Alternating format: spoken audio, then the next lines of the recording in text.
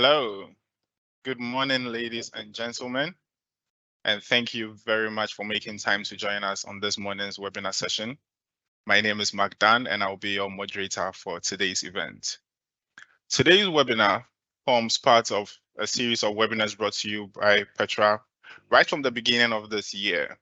In past webinar sessions, we have tackled economic conditions of the country and beyond, the economic outlook, investment insights, and also shared some innovative product offerings by Petra, which is available to all customers. In today's webinar, however, we take a retrospective look at the year, the first half of the year, and seek some insights from seasoned panelists on how best to approach the second half of the year to be able to achieve our financial goals. Our topic for today is Lace Up for the Next Half of 2023, our collaborative efforts for a strong financial finish. And our aim for today is to empower participants with the necessary tools and information to make informed financial decisions for the next 6 months, and also learn about opportunities and products available to us that would help all participants achieve their financial goals. For this purpose, I have with me 3 seasoned professionals in the financial sector who will share with us their personal and professional experiences and also address some pertinent questions that we may have.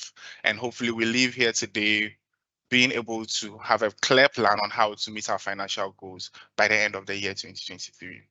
I have with me Mr. Hansen Sawador, a business development manager retail with Petra Securities Limited. Mr. Wisdom Asasi, a portfolio manager with the Petra Fund Services. And Mr. AJ Boateng, Chief Investment Officer at Black Star Group. Gentlemen, please, if you could give our participants a wave. Awesome. All right, welcome, gentlemen, and we look forward to having an insightful and engaging discussion. However, before we begin, a few housekeeping rules. We would want all participants to be aware that there is a live chat box, and to have a very engaging discussion, we would want you to leave your questions in these chat boxes, and our panelists will address them during our Q&A session. So we shall dive right into it. At the beginning of the year, we had a series of discussions. We shared financial goals, financial aspirations, and plans were made. Now, Petra, being your financial partner, has come back again to address how far we have come. Let's take a look at the first year. Let's take at the first half of the year. Let's take a look at what is to come. And for those of us who have been able to meet our targets, kudos, how to keep going. And for those of us who will still have some way to go, how do we get that extra push? What other strategies can we take to be able to meet our financial goals? So, Mr. J. Boateng, my first question will go to you, and it's quite simple. Why is there the need to revisit our financial goals? Hey, Magdan, great question, and good morning, everyone on the call. Good morning. Well done for taking the time to come and dial into this session. We're hoping that you ask a lot of questions, and hopefully we'll be able to give some constructive sort of feedback on them. Your question is like, why is there need to revisit your financial goals? And there's several reasons, and I'll touch on a few of them. One of the first thing is that from perhaps the start of the year, your personal circumstances may have changed a little bit, and as such, we might need to visit your financial goals. So say you've now perhaps got married, maybe a child has come in the way, maybe you decided to buy a house. Maybe it could be that you've changed careers since the beginning of the year, and as such, we might need to sort of revisit it. So the first one is changing to your personal circumstance. The second one is that maybe the economic environment, and this is quite particular to Ghana, for example, may have changed, right? So we've seen inflation has come down a little bit, but it's still quite high. Interest rates has been a little bit high. So again, we might sort of take that as an opportunity to revisit our financial goals. Or it could be that actually the goals we set for ourselves at the beginning of the year, we've actually achieved it. And as such, maybe the money that we were putting towards that, we might need to sort of reallocate that to something else. And another reason perhaps could be that for risk management purposes, so perhaps we are getting into later years of our lives. So maybe 5, 10 years ago, we were taking a little bit more risk, but as we are approaching more retirement sort of age, we might need to try and um, reduce the risk that we are taking in our portfolio. And also another reason perhaps is that we might want to actually look at the goals we set ourselves at the beginning of the year. How are we doing? Are we on schedule? Are we about to meet it? How are we doing in terms of savings? How are we doing in terms of our expenditure? And then to be able to reassess everything and really try and ensure that we are in a better place, and where there's a need to make some adjustment, we can actually sort of make that adjustment. So, in a nutshell, there are other reasons, but these are some of the core reasons why we continuously need to sort of revisit our financial goals. And also, just to wrap it up before I come back to you, your goals are often not static, right? They evolve as you go through life. So I hope Mike and that shares a little bit of light on that. It does. It does. It does indeed. Thank you very much for the insight provided there. And So, Magdan, yes, Hansen, please proceed. typically, just to make it practical, you realize that your wife gets pregnant in the first month, she has to visit the hospital. Subsequent month, the doctor will book an appointment and give days in a month that she has to come back for review. What it means is that from the beginning, the first month she got pregnant, the doctor has to ensure that by the time she delivers this, she's had a safe delivery. So it's a requirement that she comes to the hospital every month. It's not for anything. Sometimes they go and the doctor just check them and say you are fine, but you need to be eating more fruit, you need to exercise. When it comes to our finances as well, that is how you have to look at it. You can't just set up financial goals and then just leave it. At every point in time, you need to go back to it, revisit it, and see where the gaps are. He mentioned few things which I don't want to go into. If today you change you need to get a new apartment, you need to come back to your financial goals and change these things. So just look at it from different angles, literally even from the point where your wife got pregnant and the point of delivery. There need to be some checkups over there just to chip in. Awesome. Thank you very much, Hansen. And just to hone in on what you said there with regarding to taking a look at it and then changing some things. And I think I'll address this next question to Wisdom. After doing that assessment and revisiting your financial goals, what adjustments can you make to ensure that if you are not on track, you are still able to get back on track? Wisdom, if you could take this for us. All right. Good morning, everybody on the call. Thank you for joining.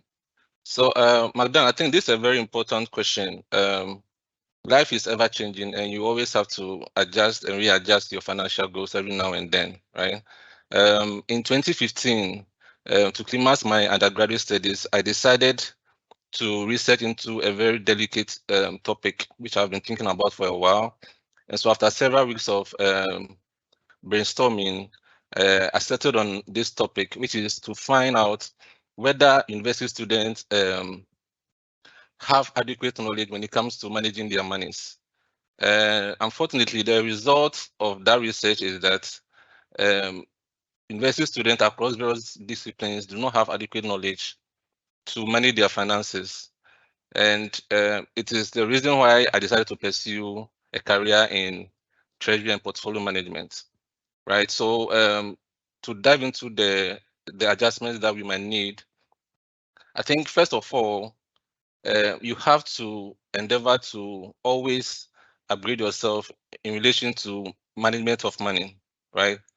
So at least the basis of managing your money, you can have access to free or affordable audiobooks, YouTube videos, and even hard copy books that you can use to develop yourself when it comes to money matters.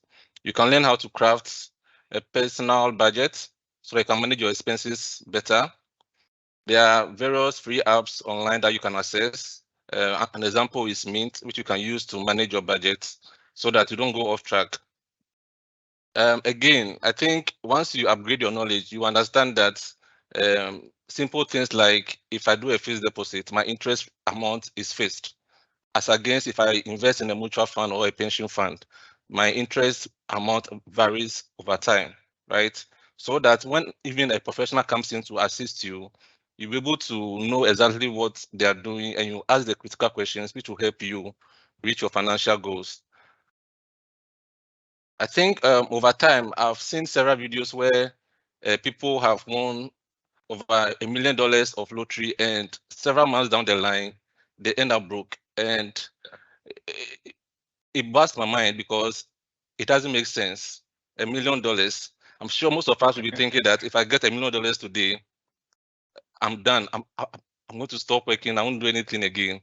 But really, people end up getting broke after getting $1 million. And the answer is simple. They don't know how to manage it, right?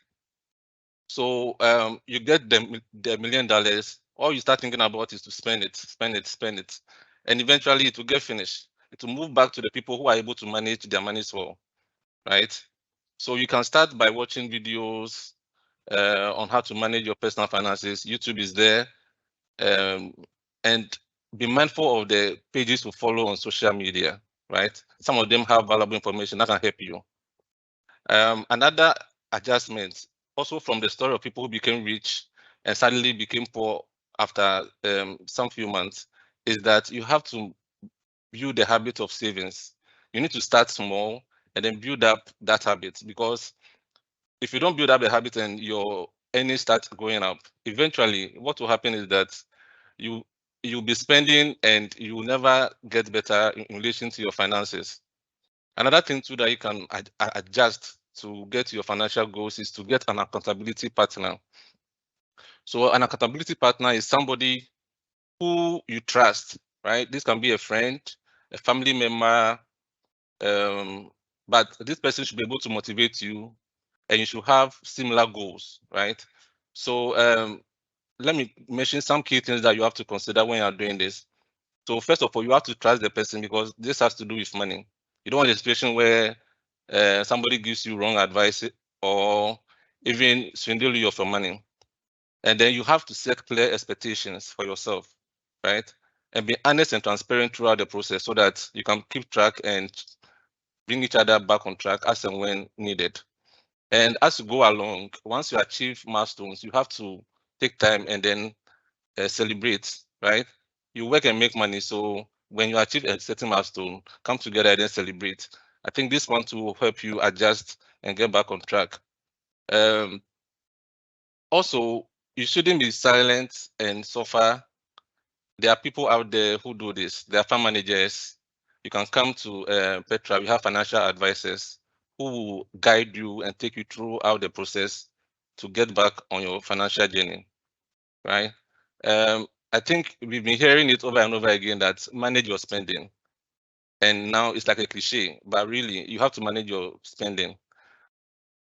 Let me give a typical example. I think last 2 years when I moved into my apartment, there was a need for me to repaint the room, right? So I decided to look out for quotes from painters, and most of them were above 1,000 cedis. Right there, I knew that I had to change careers. So I went onto YouTube and watched a few videos, and then I decided to buy the paint and paint myself, and I was able to do it. I saved that 1,000 Ghana cedis. Around that same time, I saved 1,000 cedis on the Achieve app, which is available on the App Store and then the Google Play Store. And today, I think last week I checked, and I've earned about 22.46% on that money. And so that is some savings which will be there then to be growing over time. And time value of money will come into to compound that interest that is building up, right? Another key thing that you have to know is that you have to learn how to say no to your family and friends when it comes to lending them money, right? We love them, they care about us, we care about them. But once you veer off your path towards financial freedom and you support them, the thing is they'll keep coming. And most of the time, from start, you know that this money you are giving to them, ab initio, is a bad debt, right? So share this link with them. let them also listen to these conversations so that they can also get on track. That way, they will not come distracting you from your financial goals. But ultimately, you have to learn how to say no to your families and friends so that you don't mar that relationship. I've seen several people losing good friendships because of money issues. Again, I think some of us have expensive hobbies, and we need to do some adjustments to that. There are some people who decide to play tennis. Tennis is not a bad game, it's fun. But the racket, the cost of the racket alone, the bag, the shoes, the cap, and everything can be quite expensive for somebody who earns below 5,000, 10,000, right? Somebody wants to play golf. Golf is an expensive game, right? So we need to do some adjustments to our hobbies. You can go for a run, right? If you can't afford a gym, and you know health is what as well, so you have to pay attention to that. If you can't afford the gym, go for runs, watch videos and exercise at home, and stay healthy, so that you can live long to benefit from the result of pursuing this journey. And lastly, at the helm of attaining your financial goals is one action word: you have to sacrifice, right? Sacrifice means that on Friday night, Saturday nights, when the boys are going out, you stay at home and drink some tea, learn and develop yourself. Because 5 years down the line, trust me, the difference will build up and then to show clearly that you managed your finances better.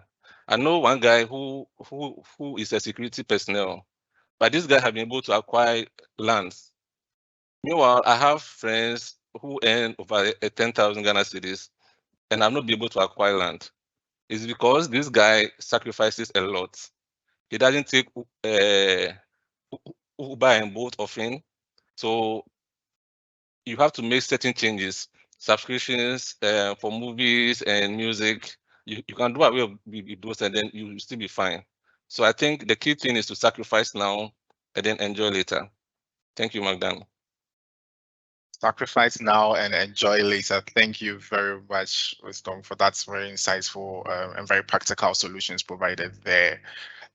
All right. So in moving on, we've addressed how why we should revisit. We've looked at some of the adjustments that we can do, and I'll bring this back to you, AJ. How often also should we review our financial goals, and what are even some of the methods that we can use to track our progress? Okay, that's another great question. When it comes to how often you should do it, there's often not a one size fits all, right? Because everyone's circumstances is different. But there are often some kind of like a rule of thumbs that in finance we would often encourage people to do. One of the first thing is to work closely with your advisor. So I know Petra do a lot of work in terms of that. So engage Petra in terms of speaking with your respective advisor, and just as I wouldn't sort of self-prescribe medication for myself, it's often better to speak with the expert in the field who would sort of guide you, sit down with you to review the current sort of circumstances with you. Now, in terms of the rule of thumb that is often used is that whenever you have a serious major life event, so we've already touched on some of these things. Let's say you've just given birth to a child, or you've just bought a new house, or actually it could be the case that someone passed away in your family, and you've sort of all of a sudden inherited some money or some assets. So in those sort of instances, we often call them a major life event. It's good to engage your advisor quite quickly, to then sort of work with them to ensure that you go through the necessary steps and work with them to ensure that you reassess that. But in terms of the rule of thumbs, at least bare minimum, you should do it once a year. But some people might prefer it, like as we are having this conversation, depending on your individual circumstances, you might sort of look at it every 6 months. and then reassess. But one of the core things is to ensure that you work very, very closely with your advisor in terms of your financial advisor or your wealth manager to ensure that whatever goals you are working on towards, you're working with them to ensure that you are on track. Another scenario in which you might sort of trigger you to revisit your financial goals is often when there's a major market event. So currently, with inflation being very, very high, it might trigger you to really reassess whether the assets that you are invested in is actually sort of helping you achieve what you want to do. But the core rule of thumb that one will often sort of use is, okay, whenever there's a major life event, then I will need to reassess. And in terms of how do you assess whether or what tools are you that you might sort of use to sort of track your progress, it's often these things are often will come up during your engagement with your advisor. So your advisor actually can help you. They can actually keep you accountable for the goals that you set. So, or perhaps maybe speaking with your partner to say that, hey, we are agreeing to save towards buying a house. That means we have to hold each other accountable. Or you might sort of engage with your friends to say, hey, this is what I am aiming to do. There was a research that was published a few years back, which was whenever someone came out and announced publicly that they were going to make a certain changes in their life, because they had publicly come out and said that, then it often held them to account. And I think the same sort of approach could be taken in terms of making sure that you are on track. But the core thing is that working closely with your advisor, you can ensure that the objectives that you set at the beginning of the year, you're monitoring it. But whenever circumstances change, you can sort of revisit that with your advisor to ensure that you are sort of reassessing and reevaluating. But the core thing to take from this is engage your advisor whenever your circumstances change. So, Mike, then I'll bring that back to you.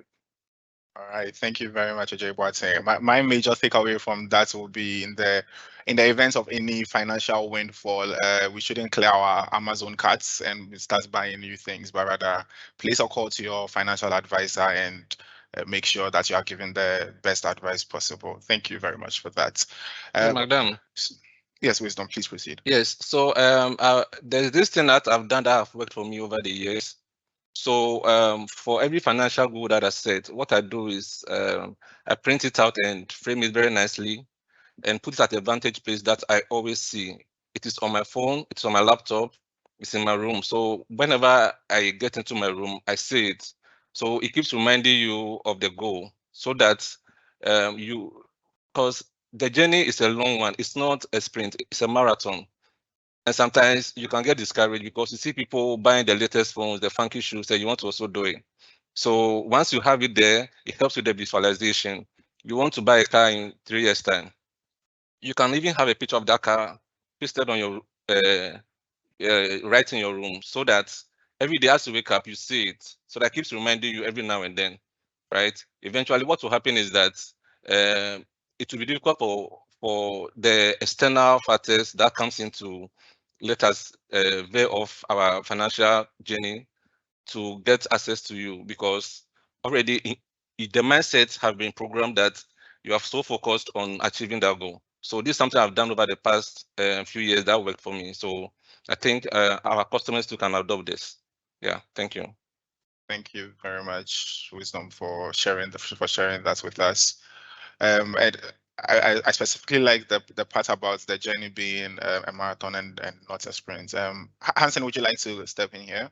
Yes, I just want to give a practical example. And we are all becoming busy at the things that we want to achieve. And sometimes we even forget about family, whether our children have eaten. It's all part of life. At some point, you can't beat yourself to it. But what you should be able to do, based on the question he asks, is, for me, you'll have to do this twice in a year. In the mid-year and then end of year. Mid-year will help you so that When you are off track, you'll be able to adjust before you get to end of year. End of year, you'll be able to know whether you've achieved it or you've not achieved it. One of the tools you can also use, typically all of us, when we have meetings, we set them on our calendars, and then we are prompted 15 minutes before the meeting, 30 minutes before the meeting. So set these things on your calendar. Mid-year, your calendar will prompt you that you have to review, or you have to do a review on your financial goals. And it's an easy way for you to remember. But if you want to say, oh, if it gets to mid of the year, I'll remember and do these things, trust me, the mid-year will pass and you get to maybe the 7th or 8th month, then you remember. The things that you would have corrected in the 6th month, you were in the 8th month, and that put pressure on you. So for me, let's try as much as possible, put these things on our calendar. Let it bother us, let it remind us.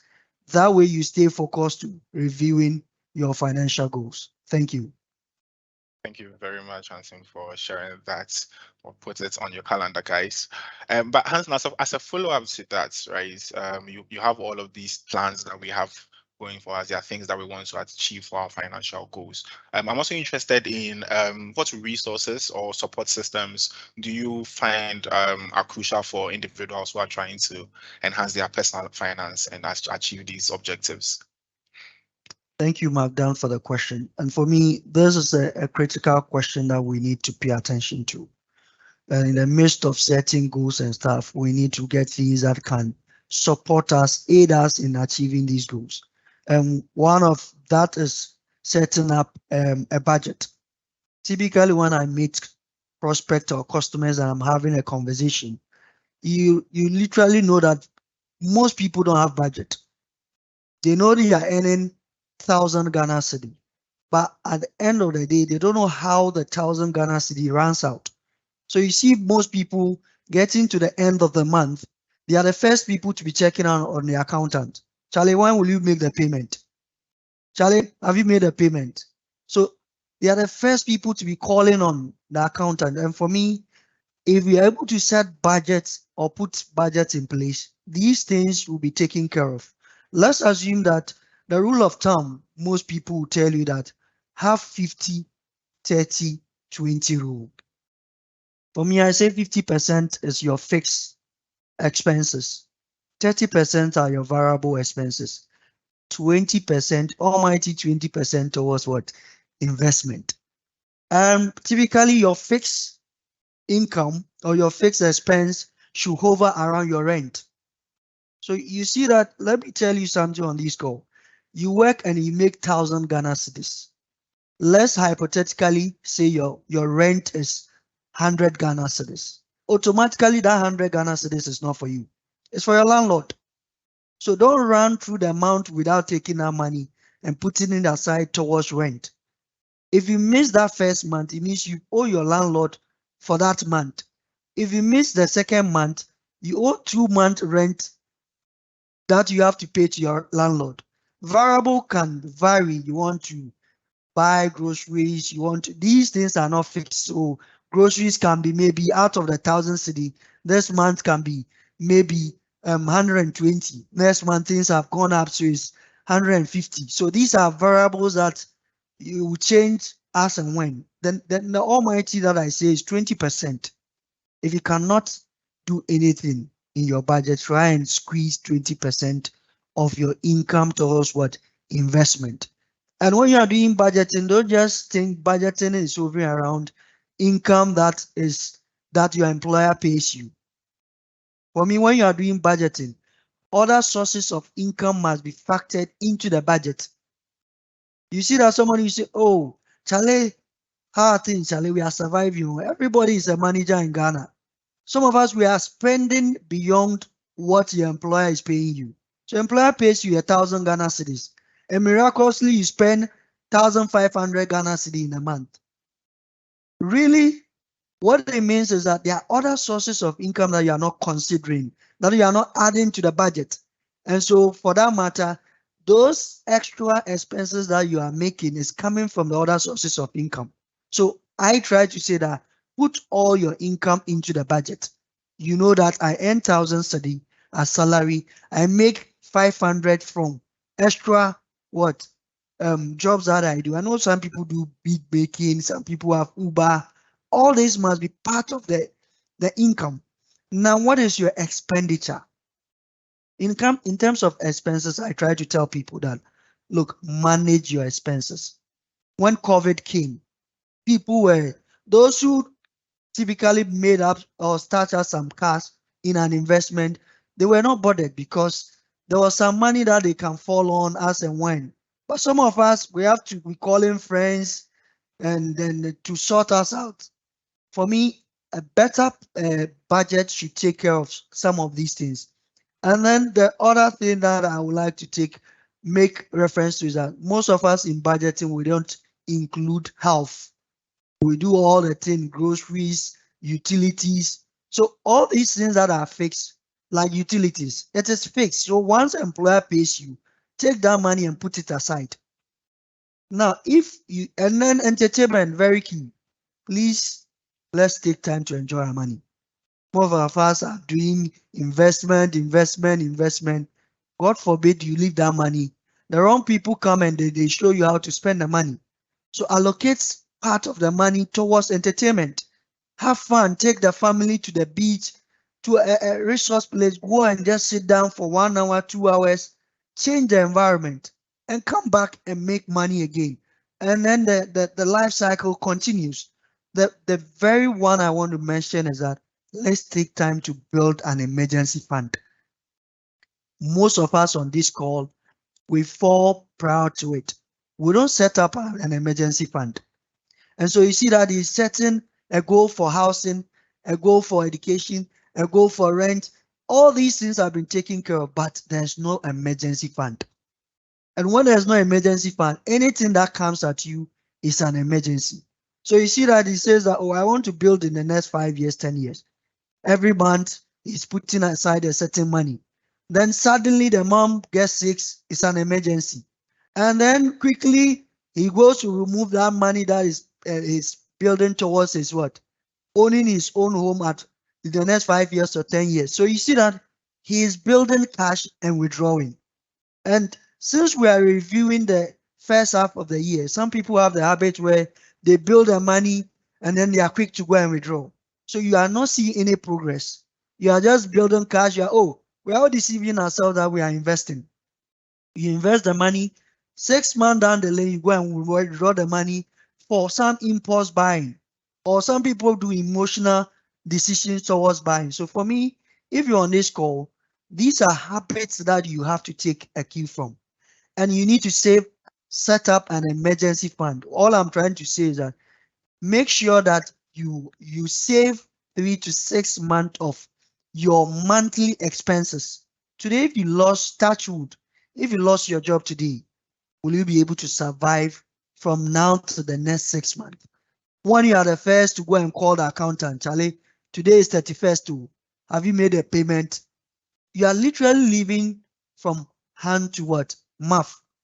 This we all do, but as we live from hand to mouth, we must make sure that these emergency funds are set aside so that typically your car breaks down, you are calling a friend, Charlie, can you loan me 300? Today is 27th. In the next 3 days, Charlie, accountant will do the thing, I'll pay you. If you set up emergency fund, you just have to go into emergency fund, withdraw the money, and sort yourself out where people don't even hear about your financial crisis. Interestingly, we all go to friends, we narrate a good story. Charlie, you give me, when you finish, you tell it, Charlie, I just gave the money to somebody else yesterday. What an embarrassment. Take a cue from these conversations that we are having so that you can learn from it. The essence of this webinar is to give you some financial enlightenment, for you to see some of the things that you are doing well, some of the things that you are not doing well. And for that matter, the last thing I would like to touch on, which I think my colleagues have touched on, is try and have the expert in place, engage the expert. Have a financial advisor. As well that you can walk to your doctor and then doctor, Charlie, or you can just place a phone call. These days, we don't even want to go to the hospital. Dr. Charlie, I just woke up this morning and I'm having running tummy. What did you eat? Oh, I had this yesterday. Okay, try and go and get this medicine and you're sorted out. It's the same way you have to what?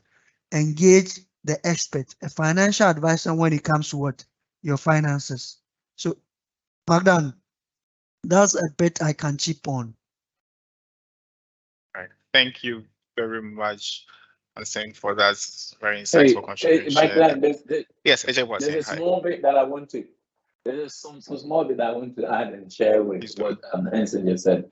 And that's just to do with getting the discipline to sort of ensure that the 20% savings, you actually do it, right?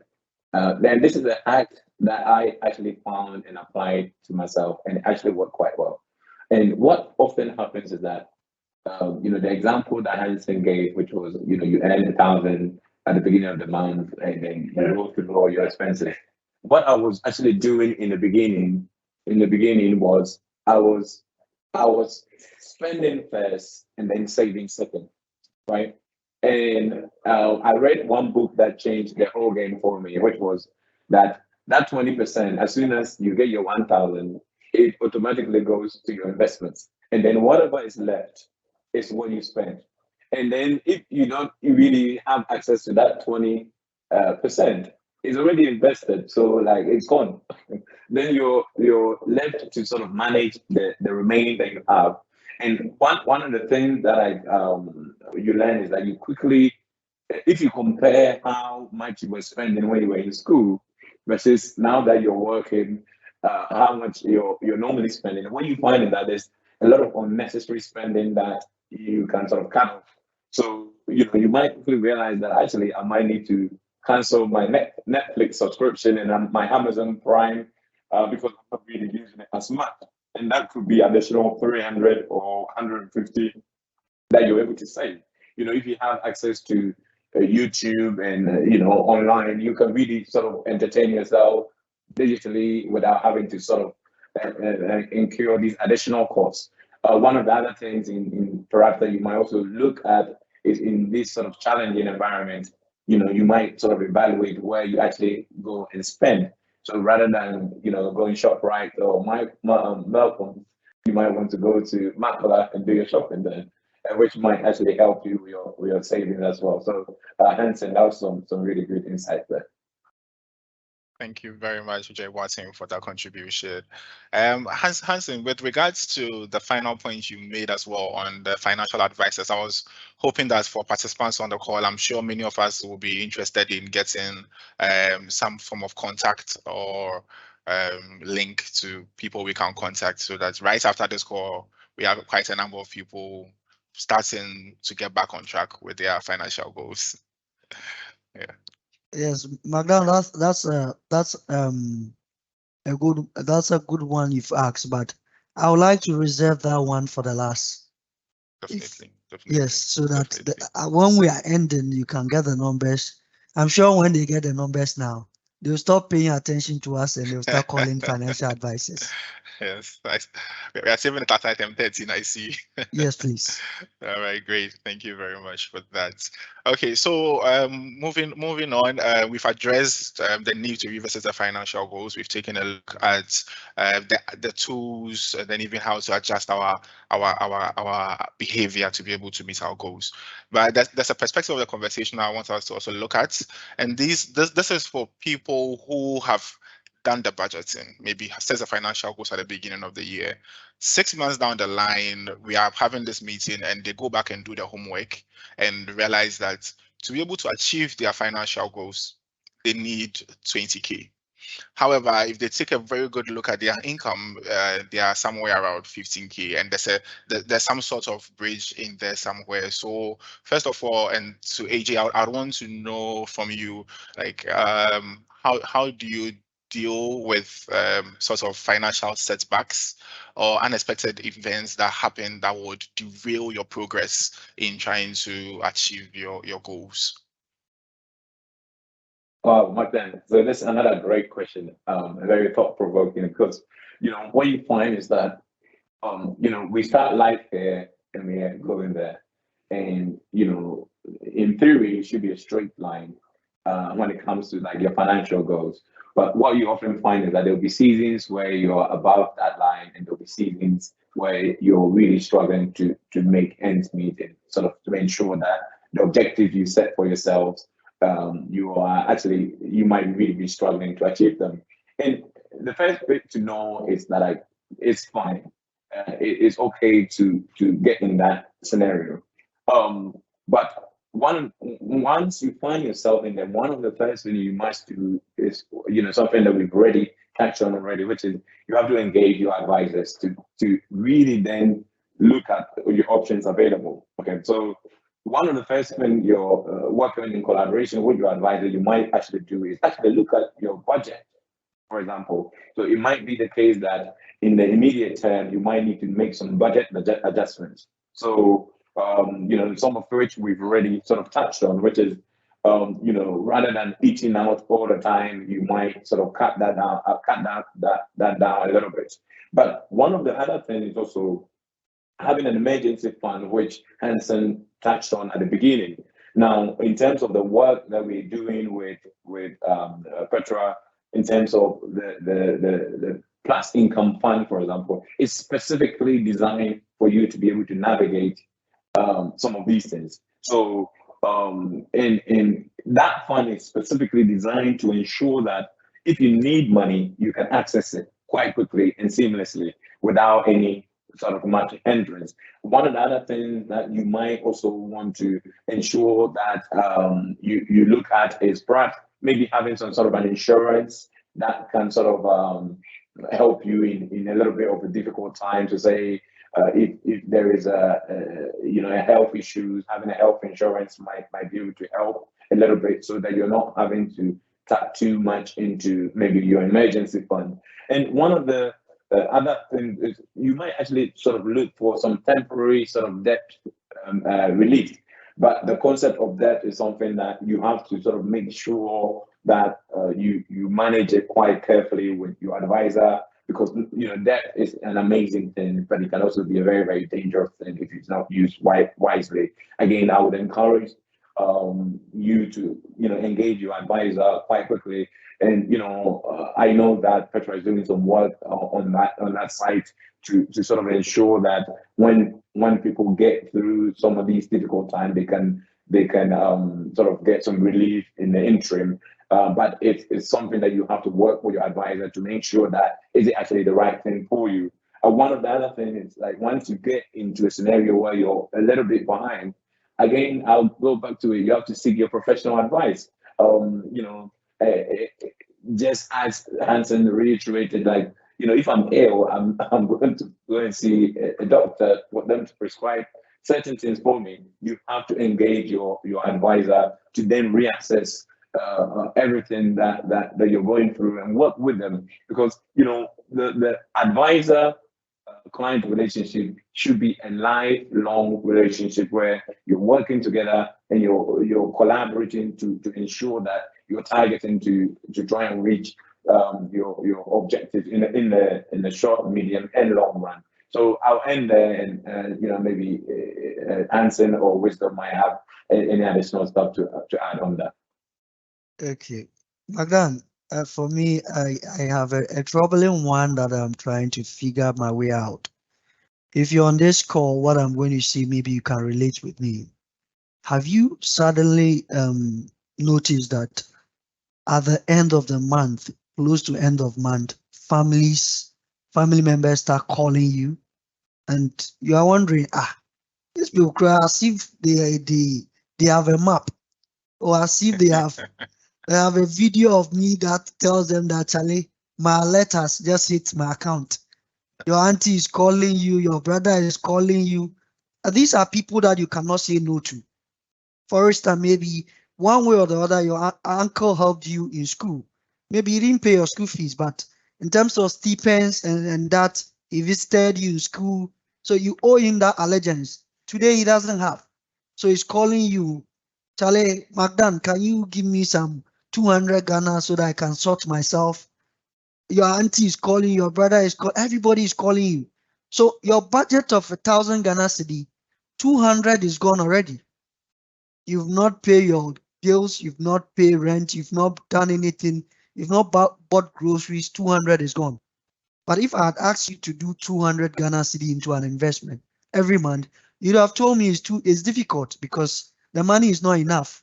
But you've just given 200 out, and then that ends the story. And this becomes cyclical. Every month, if this, I don't know whether they've done timetable. This uncle calls you this month, the next month the auntie is calling you. If you don't take time, by the time you run the year, everybody in your family has literally knocked into your account, and then you see that you are making money, but there's no progress when it comes to your financial plans. And so these are some of the things that drill people. When I tell my customers or prospect that please, as part of your financial plan for family. That can be an emergency because they don't come every month, or because if I come this month, I can't come next month. You look at me being greedy. But if somebody else come the next month, you're obliged to give. So if you plan for it and say 5%, 2% of how much I earn will go towards supporting family. If they come, you sort it out. If they don't come, great. That money can be used for something else in that same month. And the other thing I would like to tell people, the economy is becoming tighter for everybody. You are working, you are making some salary, money is hitting your account and alert, but the economy is not giving us that room that we can even enjoy the things that we want to enjoy. Like 3 months ago, things were just going up left, right, center.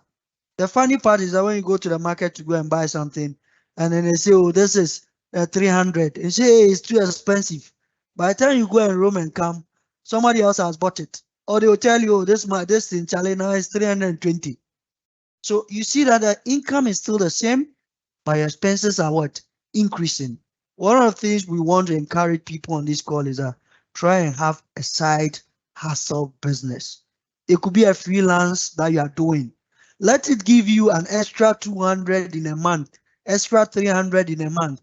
Then it gives you the room to be able to afford that extra 200, 300, put it into towards a certain financial goal. So it's not coming from your salary that you are feeling the pinch. That before you do a plan, then 1 year, 6 months you are withdrawing. If you're able to do these things, it should give you room to be able to what? Take care of these setbacks that comes at you when you plan for your financial goals. Thank you, Magdan. Thank you very, very much, Hansen, for that very insightful feedback. Yeah, Wisdom, would you like to chime in? Yeah, just to add to that, I think for the sake of practicality, I think there are some websites currently where you can get side gigs on. For example, Fiverr, Upwork, and we even have some Ghanaian ones that you can just get on there, then spend some few hours after work to earn some income. If you go into Makola today, you see the Makola woman selling tomatoes, onion, fish, like almost everything you need to make a meal, right? And basically, they understand one key concept in finance, which is diversification, right? So today, if tomatoes sales didn't go well, they'll make sales from the fish or the onion. And so, as Hansi rightly mentioned, you have to diversify your sources of income so that in 2017, when the Bank of Ghana did the banking cleanup exercise, people lost their jobs, right? If you are someone who depends solely on the income you're making from your bank, what that means is that for the next 3-6 months, you are going to suffer. You find yourself embarrassing yourself, calling people for support, right? So there's the need to always diversify your sources of income as you work towards reducing your spending. Thank you. Thank you very much, Wisdom. But also, and right on the back of the diversification to get additional funds, what happens in the events that we are not even able to do this in time, or at least do them in a manner that meets the financial objectives that we do? I think if you take a look at your budget, there may be times when there may be the need, like AJ Boateng mentioned earlier, to take on some debt, and I think he mentioned that some of them might even be good debt. So I wanted to find out from you, Wisdom, how do you manage debt in the events that they do come up, and then also still stay invested? All right. I think that's a very critical question, and I'm sure most of us can relate to them. So first of all, we have good debt and bad debt. So from onset, you have to make sure that the debt you are getting is a good debt. What that means is that the money I'm taking, what am I going to use it for? Is it for something that will bring me income? Is it something that is beyond my control that I need to sort out myself or a close family member, right? So once you are able to answer these questions, and then you get on that debt. Now moving forward, you have to plan towards reducing that debt, because once again, your mental health is very important. You go on social media and you see people being chased around by some savings and loans companies, all because they owe them money, right? Unfortunately, the hard truth is that with your debt that you have, inflation is not going to stop, right? That's the harsh truth. And emergencies and accidents can occur in your life, to you personally or to people close to you. And so for that reason, you have to be able to manage your debts and invest at the same time, right? To be honest, it will be very challenging, but it is possible. And all you need to do is to have a plan, right? So once you get into a debt, I think people end up making mental notes about the debt that they have instead of having a plan for it, right? So you know you owe you owe Kweku, you owe this company here and there, but you don't list all your debts so that you know exactly how much you owe. Because people are scared of the amount, right? So they end up just putting a mental note, hoping that because they don't see it often, as they say, out of sight, out of mind, right?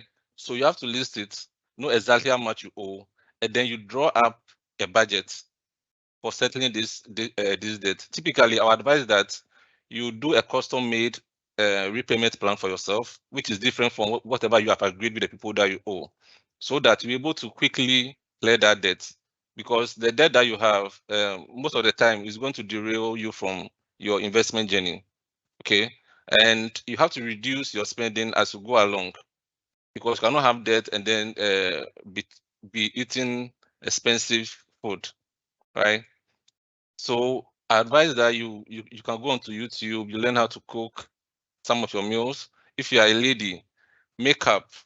I've come to realize that makeup is one of the most expensive things when ladies are dressing. Learn to do your own makeup, learn to do your nails. It will save you a lot of money, right? And then change some of your daily habits that cost you money. Picking Uber every now and then. Sometimes try to join the trotro and enjoy the local Ghanaian music and the fights that happen in the trotro. This will also help you save some money, right? And then buy in bulk quantities. If at the end of the month you do your budget, as Hansen rightly mentioned, you know that I will need so much food to cover me for the month. So you go into the market, you buy in bulk. Once you buy in bulk, you are able to ask for a discount. All these little savings will come in to build up to help you pay off your debts and invest some of that money in your investment portfolio. You have to be conscious about this, because financial freedom does not come by coincidence. It is an intentional process. And once you get this, it will help you make the journey very easy for yourself. So when it comes to the debt specifically, I think some of the things you can do is to try and clear the high interest debt. Perhaps you owe your friend some money, right? Your relationship is at stake. You owe a company some money. You know that every month you are supposed to pay 500 Ghana cedis. And maybe for this company, the interest rate is very high. Okay. So you have to work towards clearing that debt very fast, so that you will be able to make room for investing the income that you are earning.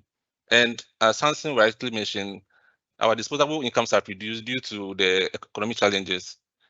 Last year, transport prices were out of the roof, and a lot of other things have just destabilized people's disposable income, including the DDP that just happened, right?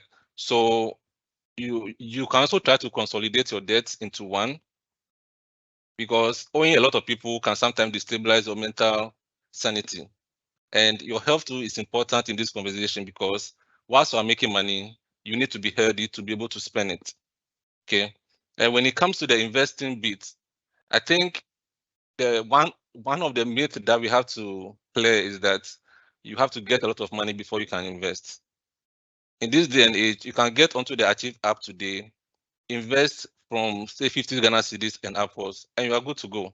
You don't have to wait to get 1,000 Ghana cedi, 2,000 Ghana cedi before you think about investment. The Achieve app allows you to have your financial plan. So it speaks to an advisor from the beginning. They have a plan for you. You set your goals on the app. So you know you're working towards a 10,000 Ghana cedi. How do I achieve that? I know that at the end of the month, I have some debt that I have to clear. So you put 200 cedis towards the debt. You put 200 cedis towards investment. Because trust me, we work and we don't pay ourselves. So one other thing that we have to be very, very mindful of is paying ourselves first. Because once you don't plan to pay yourself first, the money comes in, and all of a sudden it's like juju. Things will start coming up. Some edges will start coming up, and then you start making impulse purchases here and there.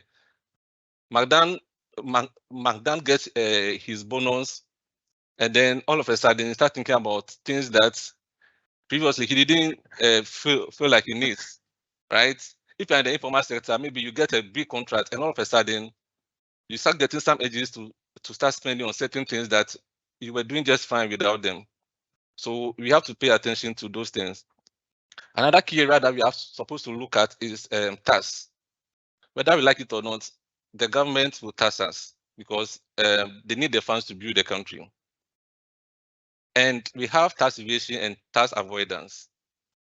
I will recommend strongly that you invest into learning about how you can avoid some taxes. So I'll give practical examples here. Today, if you decide to take a mortgage loan to get a primary residence, right, and you are paying interest, that interest, the GRA is giving you a tax relief for that. So that's something you can take advantage of. If you are in the corporate environment, there's a 16.5% of your basic salary that you can invest directly, which is tax exempt. So you do this and you put the 16.5% into an investment portfolio. Instead of allowing your company to pay you directly, you instruct them to transfer that funds into a pension fund so that you are not taxed on that part of your salary. That's another thing that can help you to reduce your tax burden. There are so many reliefs. If you are taking care of your parents, you can actually file to get a relief. If you are taking care of a child, maybe an adopted child or your own child, there's a tax relief that you can get. And so we have to pay attention to getting all these benefits so that by the end of the year, you are able to save a lot and pay your debts whilst you are investing. But ultimately, I think the global standard is that for every country, your import cover should be at least 3 months. In recent times, Ghana have gone below that 3 months. And what that means is that if we decide to stop working as a country, the government cannot import goods and services to sustain us for the next 3 months. And so as an individual, you have to apply this to yourself that you have an emergency fund on hand so that when the unexpected happens, you'll be able to survive and take care of yourself and your family so that you don't end up embarrassing yourself and distorting other people's plans. Thank you very much, Magdan. I think I will pause here and allow Thank you very much. To continue. Wisdom. Magdan, Yes, Hanson. I sense that Wisdom was trying to make reference to mortgage. And interestingly, if you're on this call, you'll not be new to what I'm about to say. Petra has introduced a mortgage facility where individuals can use their tier 3 to be able to acquire for a mortgage facility. We don't want you to retire before you start building. We've seen people retire and then they take their retirement money. They are now going to build. They start to lengthen level, the money is finished. And as a retiree, if your money is finished, you're just hoping that God will not come and knocking at your door sooner. So what we are saying is that if today you are on this call and you are a customer of, because I know people who are in the informal sector who are on this call, but if you're a customer of Petra or you have tier 3 product with us or a savings booster product, which is our individual product, we are encouraging you to have a conversation with us. Let's facilitate the process for you where you can use your tier 3 to secure a mortgage. And today we are even trying to allow people use their tier 2 in order to what? Own their own home. What it means is that if you have a tier 2 with us and you qualify for our tier 2 product, you'll be able to use your tier 2 as a security to own your own home. You just have to go through the process. Once we clear you, you can use your tier 2 to own a home now, move in now, not when you are retiring. Move in now and be doing the repayment. I think we've tried to do some partnership as well with certain real estate providers. If you've heard of the Harvey Village, that is a project we are embarking on to encourage individuals, tier 2, that we manage to be able to use their tier 2 to own a home. With that partnership, what it's sought to do is that with your tier 2, you can get a home, 2-bedroom apartment, you can extend it to a 3-bedroom. You just have to qualify using your tier 2, and that facility is provided for you. That facility is supposed to be like a Petra community something. So if you're a Petra customer, I own a 2-bedroom, Wisdom own a 2-bedroom, somebody working with somebody working with University of Ghana that we manage their scheme, somebody working with GWEL. All these people can access this facility, and then you find yourself that we all work in GWEL, and then I own this one, so the next person also work in GWEL, and then that helps what? Build a community on its own. So we are encouraging you, if you have not taken advantage of this particular initiative that Petra has come up with, please engage us. Just place a call. Advisor will sit with you, identify your situation, letting you know your tier 2 balance and what you can use it for. Just to chip in, because Wisdom mentioned mortgage facility. Awesome. Thank you very much, Hanson. But Hanson, I know you've mentioned about the mortgage bit, but what of the individuals who are not necessarily looking for funding or financing for mortgage or for housing, but more for liquidity purposes or spending? Are there any loan products also available? Okay, Magan, thank you for the question. That's true today. And you see, Petra is a company that is driven by innovation. We take feedback from our customers and we come up with product that is tailor-made for them. So typically you see that when you decide that you are broke, you reach out to friends, they embarrass you. You reach out to the bank and they are hassling you. We are saying that talk to Petra. We have easy loan products in place. You can get a cool 5,000, sort out yourself, and then you can just come. Some people just need like 5,000, 10,000 to put it in their small business that they are running. Within 3 months, 6 months, they could make that money back and pay back to the loan providers. But the process become cumbersome. For us, Petra, we are saying that it's a simple process. Place a call and say, I need a loan. And before you get to a point where you need a loan, you really need loan. It's not like I want to buy a new TV in my room and I'm calling Petra to loan me to go and buy the TV. That's a liability for me to begin with. So call Petra, and then the ease loan is available for you. Today we have one of the best rates on the market. Compare us to the various loan provided on the market. You realize that our loan facility is one of the cheapest you can find on the market. Don't waste time when you need loan. Since we manage your pension, this is a partnership that has to go into the long term. Imagine you are 35 years now. Yeah, we manage your funds till the next 25 years. So if you can't trust us for the next 25 years and you want to go elsewhere, then I have a problem with that. So try and engage us. Let's provide the ease loan product to you. I don't want to mention rates now, but since we are trying to sensitize people on a product. So, Magdan, that's what I can say. If You don't know about this product. I am telling you today. We have a loan product in place called the Ease Loan, which has the cheapest rate on the market.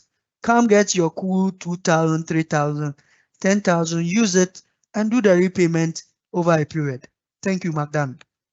Thank you very much, Hansen. Thank you, Wisdom, and thank you, AJ. Can I just quickly add something to what Hansen just said? Yeah, so I think another key product that Petra have enrolled onto the market is the salary boost. And if you are in the corporate environment and your employer is on the achieve payroll, you can actually access a salary boost even before your salary is paid, so that you can take care of the critical expenses that you need to take care of, right? So I think that's another product that can come in to assist you whilst you are on your financial journey. Oh, Wisdom, you mean the literal word we say salary advancement? Yes, exactly. Is that it? Oh, yes, I see. Yeah. And also, if you are on the call, sometimes, you know, our mortgage industry is still growing, and as Ghanaians, we are not used to taking mortgages. But I think for Petra, we know that affording homes can be very expensive. And so we are partnering with people who can be able to give you mortgages at a very cheap rate. And even if you don't qualify today, we can help you plan and build up cash so that 2 years, 3 years down the line, you will qualify to access this product. So I think that's another key thing that I would like to add. Don't be scared at all. If your money is 10,000 today, it doesn't mean that it will be 10,000 forever, right? Once you're on the investing journey, this money will grow because of time value of money. So come in, we'll plan with you to build up the cash so that you can access the mortgage products and move into your own home as soon as possible. Thank you very much. Magda, one last thing on this one. Please, when we are saying engage financial advisor, this service is free. You don't pay 1 cedi or a kobo. All you need is a section, and it's up to your convenience. Say I need you to call me at 2 and I need a section with you. 2 o'clock, the person has called you. You're having one-on-one conversation. And so this service is free. It's not a consultancy thing that we are doing that will charge you for it. It's a free service. All you need is to just place a call and book a section. Thank you very much. So our panelists are effectively telling us to reach out to the professionals. In the last 5 minutes alone, I've learned about 4 different products. There's the Achieve, there's the mortgage products, there's the loan product, there's the booster products. And so everybody on this call at least should have 1 or 2 products that they would want to speak to a participant about. But moving on, I would want us now to situate the conversation. We've spoken about set financial goals, how to get on track. We've addressed those who may need some form of debt, or how to even address debt if they are in those, if they find themselves in these positions. Now, I want us to look at how to get to the end of the year. We are currently a little past mid-year. We are moving on to the end of the year. I want us to take it from the perspective of 2 clients, and the first being someone who began the year with a financial goal in mind. So far, they've done, and right after this call, they may do the assessment, and they feel they are on track. And my question goes out to you, AJ Boate. For someone who's on track but has 6 months to go, and knowing the turbulence of the current economy in which we find ourselves, how do you maintain motivation and stay focused to be able to achieve your financial goals for the rest of the year and even beyond? Another great question, and just quietly making notes while Hansen and Wisdom were sort of making some point. And before I answer that question, a lot of this conversation often comes down to having the right information and knowledge in terms of what is available. So the conversation around engaging your financial advisors and your wealth managers cannot be underestimated enough. So I would encourage people on here to certainly engage your financial advisors. Your question is really specific, like how do you stay motivated? And I'll give a couple of examples, some of which is very close to me in terms of my own scenario But then some of the things that like I also observed, when I went to the UK around when I was around 10, I had a friend, a guy called Luke Murphy. Up to today, he's still my best friend, and you can look him up on LinkedIn. It's like it worked out that ever since he was born, his parents had been sort of putting aside £100 every single month for him, right? And through sheer discipline, come what may, the parents decided that, hey, every month we're going to put £100. By the time Luke was 21 years old, they handed him over this account, right, which had over £1 million in it, and just purely by 100 a month, they had accumulated that money for him over time. So much so that his school fees was paid for in terms of university. He was able to get himself on the property ladder. Why do I use this as an example? It just shows by sheer grit and determination and just the consistency that they were able to sort of create that financial future for him. And I'll use my own as an example, which I was able to sort of embark on a similar journey, which allowed me to be able to abandon everything in the UK and be able to sort of come home to also come and contribute to some of these conversations, through sheer determination and having a vision board of what you want for yourself. In terms of someone who might be sort of challenging right now, just envision how things will look like if you have actually achieved that objective at the end of the year, right? So say it was to buy a new car, for example, that you set for yourself. Okay, some difficulties and challenges have come halfway through the year, but envision yourself having that car that you want at the end of the year. And how does that feel like? In fact, it might even be worth having the specific type of car, what it is, on your photo of it, whether it was is a red car, black car, silver, on your bathroom door, so that every day you can see it, because that gives you the motivation. The reason why I say that for my own scenario is that through having something like that, I wanted to retire by the time I was like 35.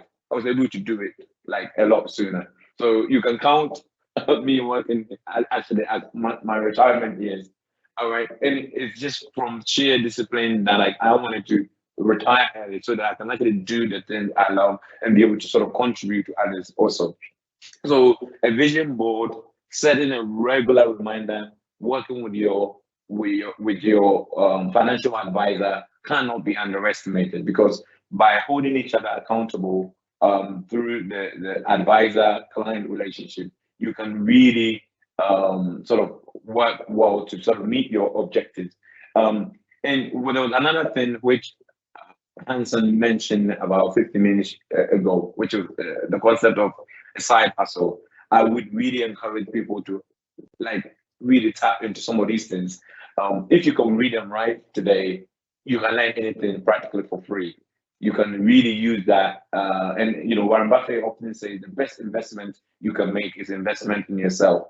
So learning new skills where you can really earn more. With the advent of AI right now, you can really learn what Hanson does in terms of what AI capabilities can help Hanson do his job better, and then come to Hanson and Petra and say, hey, I think we can help you improve, maybe say your productivity by 50%. And Petra will be willing to pay you for that service.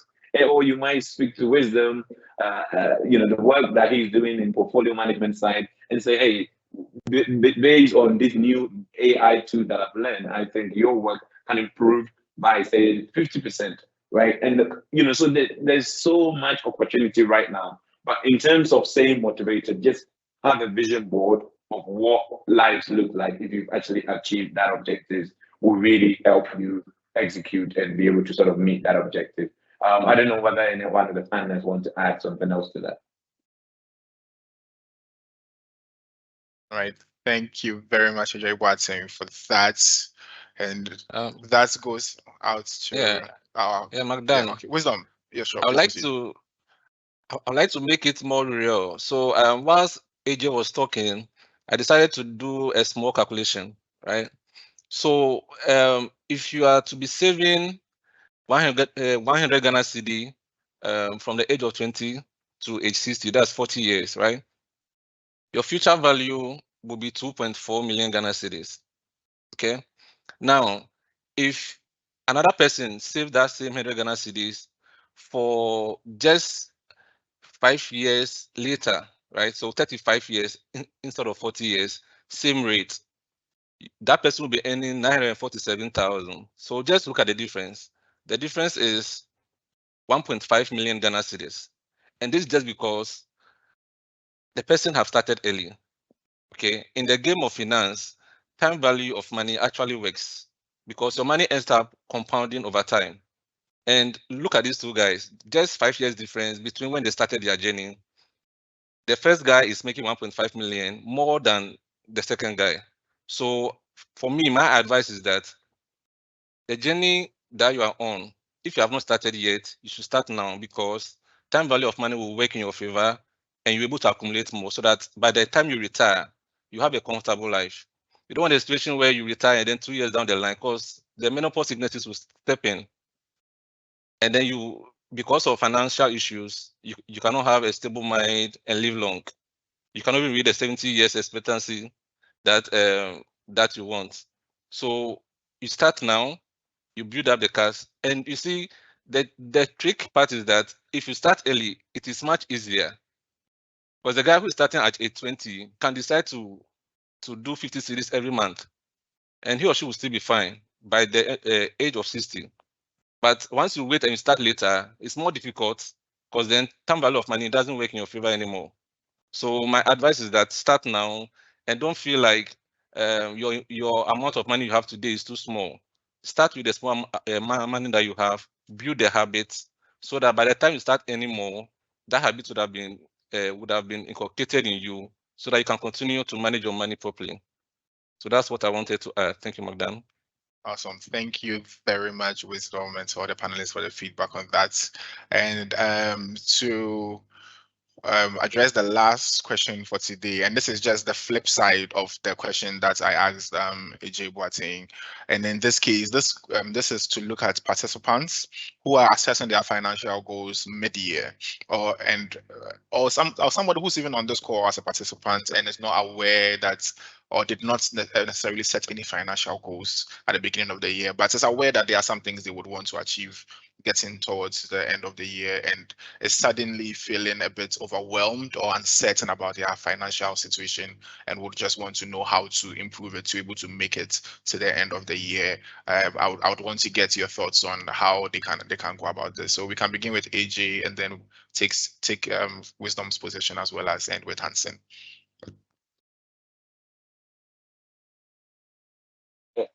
Sorry, can you like the last bit of the question, which is can you sort of repeat the last bit, which is? So this is for people who are feeling overwhelmed and uncertain about their financial situation after self-assessing, and then also would want to know how to improve it.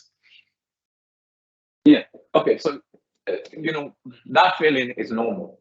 I said that yes, maybe I'm not where I need to be, but it's normal. And it goes back to what we've been sort of banging on from the beginning, which is engage your advisor quickly. So if you're on this call, engage your advisor. No one person have a monopoly of wisdom, but if myself, Hansen, Wisdom, Magdan have been spending all our life doing this thing, we've sort of seen several of these scenarios. So by engaging your advisor, we'll be able to sort of see, oh, okay, based on every tool set that's available, we will be able to sort of help you navigate, or we can give you suggestions that can help you bring yourself on a right track, right? Another way that I think, having been in Ghana over the last sort of 2 years, people morale can often be a bit low. What I would encourage everyone is that look, this is the best time to be alive. You have access to everyone, including experts around the world. If you're feeling overwhelmed, just reach out to someone, whether a close friend, even people from outside the country. They're only like maybe a Twitter reach out away, and you'll be able to get really insightful advice on this thing. But the best thing you can do if you're following this conversation is literally engage your advisors, reassess, and then they can work with you to try and put you back on track. And I'm a fair believer in that everything is possible if we can put your mind to it. So I'll end it there, and then maybe some of the other panelists can contribute something else onto it. Thank you. Thank you very much, AJ Boate. Wisdom, would you like to chime in here? Yes, I think we've mentioned some of the critical things that we need to ensure that we successfully finish this financial freedom journey. I think key among them is to be able to get basic financial knowledge. Guess what? If you want to become a doctor, you have to study for more than 6 years, right? So if you want to become financially free, it means that you have to do some learning around money matters. And so take some time, listen to audiobooks, read the news, because the things that happen on the financial market, you feel like it's far away from you because you are in tech, because you are just an architect. But inflation will come and reduce your disposable income wherever you are. And so as you go along on this journey, you have to endeavor to learn about the basics at least, so that you can ask key questions that are needed to get you to the destination you want. Also, in your learning, you realize that there are some companies that are regulated. There are some that are not, right? We were here and we had the case of Men's Gold. You have to pay attention to the key principle in finance, which is the higher the risk, the higher the return. So that you don't go putting your hard-earned money. Now the economy is very hard. You earn money and then you go and put it in an investment that you want so much return on. And what you should keep in mind that investment is very risky and you can lose your principal and your interest, right? So if you do some studies around finances, you learn some of these key things.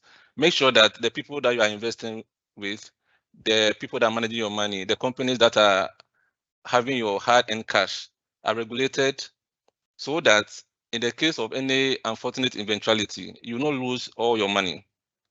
Okay, when it comes to planning for your financial goals, the Achieve app, which is one, I think they won the FinTech app of the year last year. This app allows you to have a financial goal inputted into the app. You have a certain target. The app allows you to lock that target so that you don't come in and then be withdrawing every now and then, right? And you can look at it 24/7 because it's an application on your phone. You monitor your progress every now and then, and when you are off, the app informs you that you are getting off your track. So access the Achieve app or a financial advisor today, so that you can begin your financial journey and earn it all. At least for 2023, by December 31st, we cannot celebrate and be proud of ourselves that we have been able to achieve our financial goals. Thank you, Magdan. Awesome. Thank you very much, Wisdom. And Hansen, we'll call on you to wrap it up for us. I think AJ and then Wisdom have said a lot around it. But for me, at the back of it is that today you have to understand that our expenses are catching up with our income. The incomes are same, expenses are what? Increasing. So the good question you should be asking yourself when you are getting overwhelmed with these things, or when it comes to your finances, is that what can I also do to ensure that I'm augmenting what my income whilst my expenses are going up? And that's why we recommend that try and explore other additional what income sources. That's another way to ensure that your expenses don't catch up to you faster than they are doing now. If you're on this, have you asked yourself that your mother, who is in the Makola market selling, her business is booming, and you're asking yourself, how is she doing it? She's taking a pain to understand the business, to learn, such that she knows the in and out of the business. She knows how much she makes on a monthly basis, and she knows how to turn her things around to ensure that she's making a gain out of the business that she's doing. That's why we're also encouraging you that take the pain to also what? Learn when it comes to your finances, so that at the end of the day, You are not relying solely on people's advice, friends' advice, and you make the wrong decisions. And when you make the wrong decision, it is very, very painful.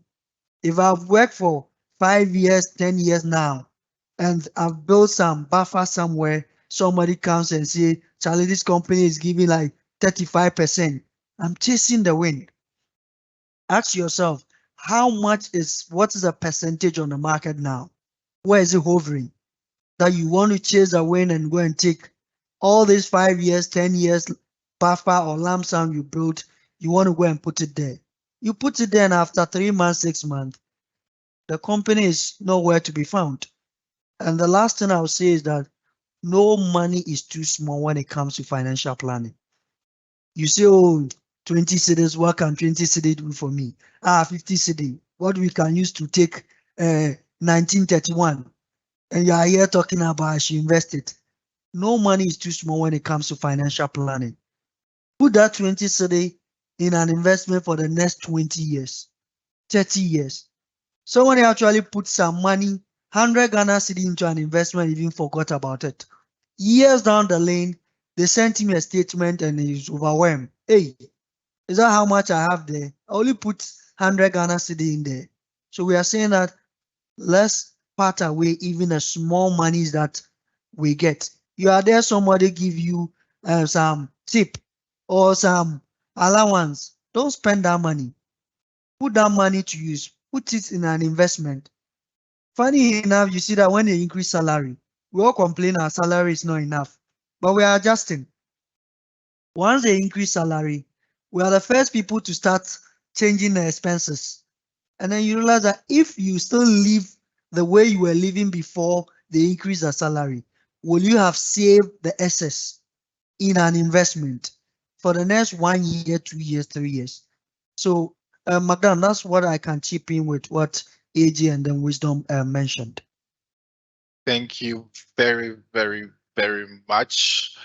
I would like to extend a very big thank you to the entire panel for making time to be with us today. I have taken some very great lessons from today's discussions. The 4 pillars I'm definitely leaving here with today are: revisit your financial goals, reassess them, adjust your lifestyle to be able to meet it as well, increase your financial education, and then last but not the least, engage your financial advisors. And on the topic of engaging financial advisors, I believe Hansen also has item 30. Before I give what you literally call it item 13, let me give a word of caution on this call. If you're on this call and you are married, there are certain goals that you cannot run away from. And this, you can call it a recurring goal.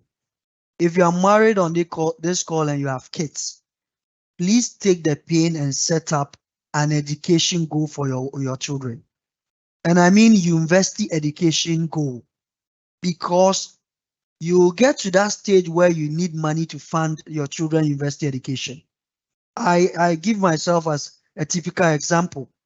When I finished SS, brought my result before my dad just called my auntie and said, Hansen has brought trouble before me. My dad was, oh, how? My auntie was like, how? I don't know him to be a bad boy. My dad was like, Charlie, he has finished the university and then he's gotten admission into the university. And my auntie was like, so you in this scenario, you know that my dad didn't even plan for my university education. So this has come as a surprise to him. If he knew that I'll be going to the university right after 5 years, when he noticed I have reached my 5th year anniversary of age, he should have started planning towards my university education. That way he has ample time to plan for it. By the time he gets to my university time, he doesn't need to struggle, go and borrow money from somewhere, go and remove money from certain investment. It should be taken care of by itself automatically. If you're on this call as well, what I want to pinpoint to you is that please take care of your retirement. When I mention people should plan towards their retirement, what they typically look out for is their tier 2, tier 3. The first retirees who retire from this new 3-tier pension scheme retire around 2020. Some of them are happy, some of them they are sad. Because if they look at the responsibilities and projects that is lying before them before they go on retirement, that money will not be enough. Your tier 2, tier 3, and this is the painful truth, your tier 2, tier 3 will not be enough for your retirement. Because if you envisage what your retirement should be, you realize that some people say, I want to buy a house at the beach, I get up in the morning with my grandchildren reading graphic. This is expensive and you need to plan for it. So we are telling people that if you're on this call, set up a personal retirement plan for yourself. You have 20 years from now, 15 years from now, 10 years from now. Start planning and parting away a certain amount of money towards what? Your retirement. So that you don't get to that stage and then you're going to use your retirement money to go and build. After building, touch wood, 5 years down the lane, you see gone too soon because you have not planned for retirement. And if you've not planned for retirement, the bitter truth is that you'll be forced to go to the village because the city life is going to be expensive. The fact that you've gone on retirement doesn't mean that if you haven't built, you won't pay rent. It will still be expensive. So don't get to that stage. We are just giving you the advice. Don't get to that stage where you are forced to make decisions. And I think the last one is that, please, if you are here and you are not owning your own home, put up a rent goal in place. And I tell people that paying your landlord rent is not an emergency. You know that 3 years time you pay your landlord. Plan for it. And we have various products that should be able to help you.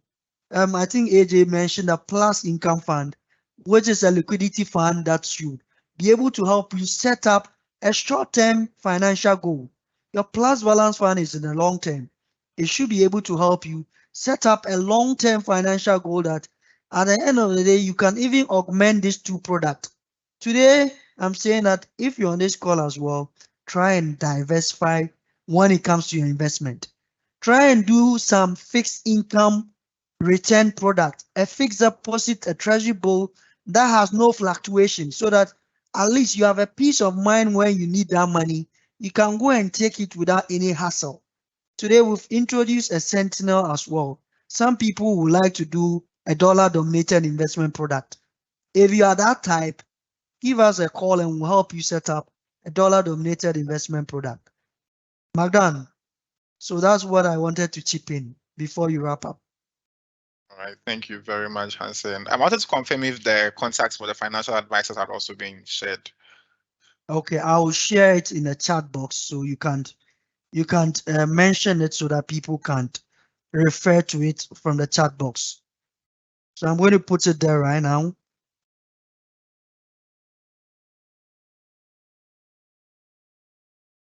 All right, thank you. In wrapping up, we would also want to thank all the participants on this call as well. It's been a very engaging conversation, and we thank you very much for making time to join us. This video will also be available on our YouTube channel as well, so you should be able to revisit it, and we encourage you to share it with your family and friends as well, so they can also benefit from the wealth of knowledge that we've had on here today. So thank you very much, and I'll just like to conclude by sharing the numbers to the financial advisors. And like we mentioned earlier, quite a number of opportunities, products have been shared, and it will be great to get in touch with financial advisors. Whether you are ready today, whether you intend to be ready in the next 6 months, in the next 1 year, just have a conversation, set up meetings, and then we can hopefully you can take it from there and get back on track with your financial goals. So for the first number that you can reach them on, we have 059 381 1831. I'll take that again. 059 381 1831. And the second number would be 059 381 11829. I'll take that again. 05938111829. Thank you very, very much. And I hope we all enjoy the rest of our day. Goodbye. Bye-bye. Bye-bye.